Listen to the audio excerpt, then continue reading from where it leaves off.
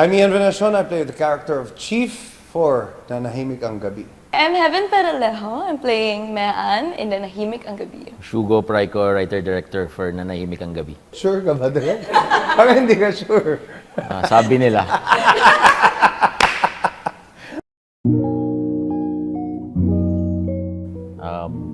Fulfilling kasi masaya yung feeling na gumagawa at nakatapos ng my first film that will be released theatrically tapos MFFF pa.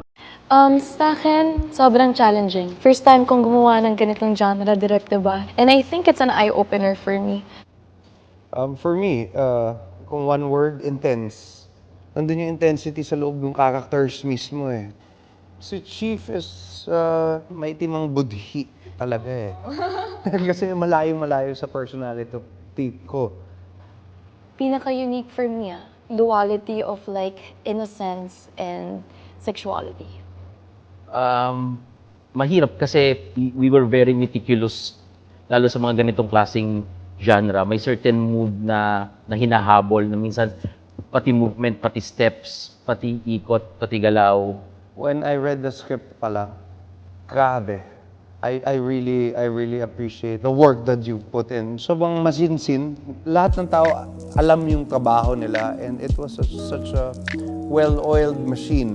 I'm so happy to be part of that team. Medyo nawawala ako sa landas ng mga panahon na yun.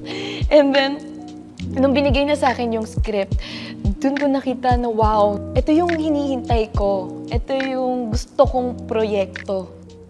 When they pitched the project to me, iba siya sa characters na pinaplay ko noon. And then the first thing I said to Direk Shugo, if you remember, so I go, Direk, I want you to know that I don't see myself as an artista, as a celebrity. First and foremost, I'm an actor. That's my job.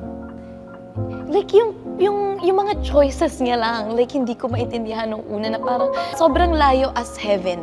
So dinigdeep ko, inaral ko yung storya, inaral ko yung character, and then dun ko nakita na kaya palang ganun yung choices niya sa pagmamahal.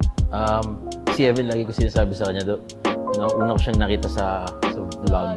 Yung sinasabi mong the innocence and may sensuality. And kay Ian naman, even before makita mo siya as Chief, and parang kay Ian may sort of bale yon with him playing Chief.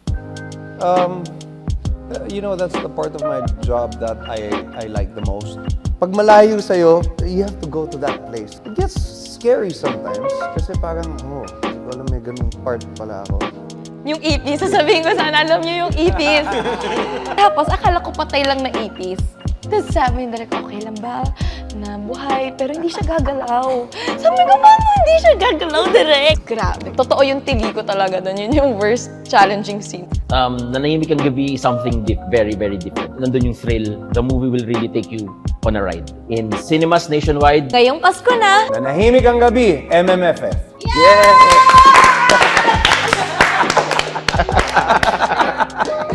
Thank you. Kukulit.